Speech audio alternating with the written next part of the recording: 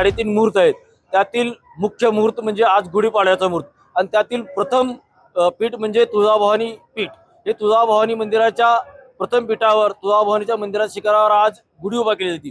गुढी ही लक्ष्मीचे प्रतीक आहे, म्हणून तुळजाभवानीच्या अलंकार रूपी शालू देवीचा जो निशिलेला असतो तोच गुढीला प्रदान केला जातो व त्यावर देवीजीचे जो हार घातलेला असतो साखरेचा हार, त्या गुढीला उभा साखरेचा हार घातला जातो। त्यावर लिंबाचे आणि आंब्याचे पाटेही लावले जातात। त्यामुळे सर्व भाविकांना आरोग्यदायी, सुख, धनसंपदा ही गुढी जावी व नववर्ष हे आनंदी, सुखाचे व लक्ष्मीचे रूपांचे भरभराटीचे जावो ही तुळजाभवानीची रूपात गेले व संबंध महाराष्ट्र व देशभरात आज दुष्काळाचे सावट आहे, ते दुष्काळ सावट दूर हो ही तुळजाभवानींनी प्रार्थना केलेली आहे।